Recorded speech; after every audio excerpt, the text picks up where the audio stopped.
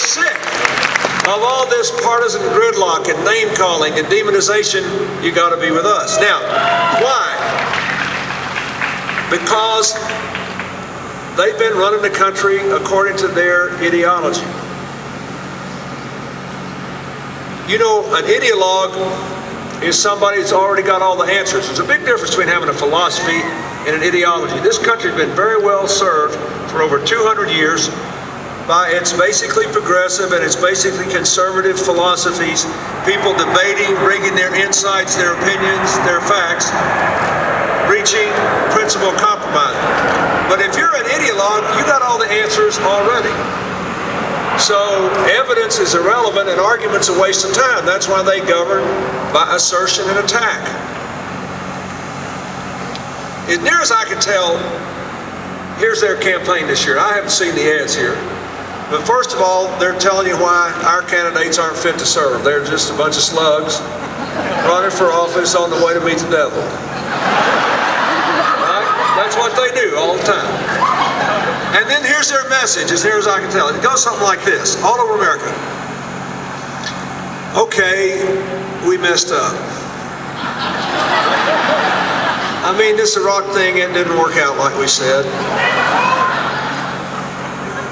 And we got all our military assets tied up there, so nobody else is scared of us, and we don't have enough troops in Afghanistan, so the people that really burned us on 9/11, Al-Qaeda and their Taliban supporters, are making inroads in Afghanistan against a genuinely moderate Muslim democracy that's pro-Western.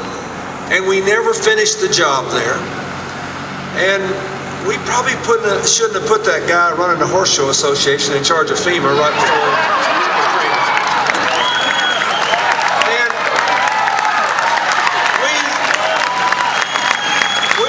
Let that Abramoff fella have too much federal money. Mr. Rove only knew him casually, even though our records show he had 485 contacts with the White House. But you got to understand, Carl is a shy man. You have to meet him 486 times before he really knows you. With college costs going through the roof, it probably wasn't such a hot idea to give a millionaire like Bill Clinton 5 tax cuts and cut back on college aid and make the college loans more expensive and get rid of a program for after-school kids and stop giving police to the cities. On every street corner. And when you try to run away from the terrorists, you will fail because you will trip over an illegal immigrant.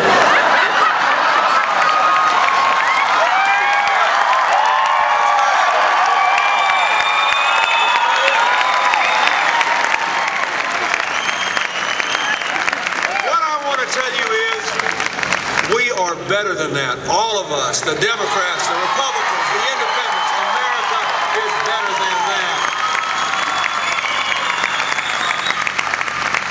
They say the difference, the choice is stay the course or cut and run. Well, we're not for cut and run, but there is something to be said for stop and think.